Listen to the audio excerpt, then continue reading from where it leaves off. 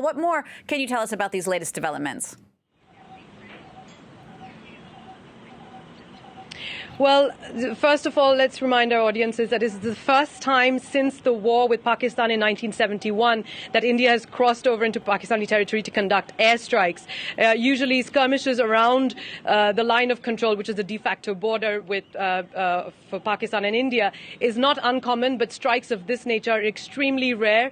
As you heard the Foreign Secretary over there, he did say it was a preemptive strike, and he did say that that these militants from the Jaish-e-Mohammed, which is the group that claimed the attack that took place earlier this month in Kashmir, that they were planning other attacks on Indian territory, and Indians are claiming that 300 odd militants were killed in this attack. Pakistan, on the other hand, is downplaying this attack. They're saying that there was no damage from these airstrikes, there were no casualties.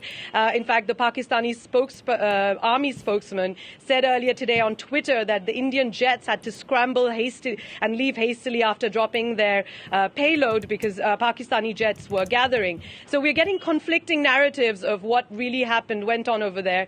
This is not uncommon. This has happened before in 2016 after India launched a so-called surgical strike just across the border after one of their army camps was attacked by militants. So these kinds of conflicting narratives are common from India and Pakistan. It shows that both the countries want to come out on top. Shreya, now this is just, of course, the latest twist in a very tumultuous and long history between India and Pakistan. Give us a bit more context here.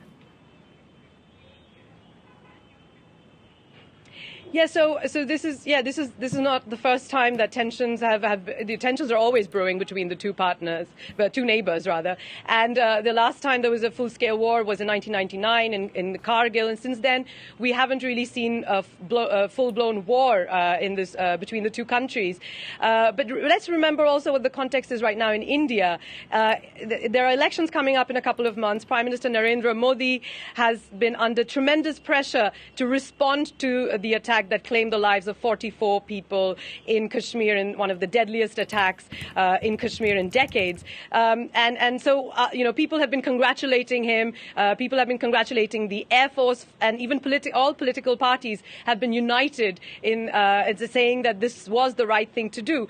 But what's worrying now is Pakistan will probably respond to this. Prime Minister Imran Khan last week did say that if India did target Pakistan, the country would retaliate, and we don't know what that response will be, but it's certainly worrying, this escalation of tensions, because remember, both those countries are nuclear powers.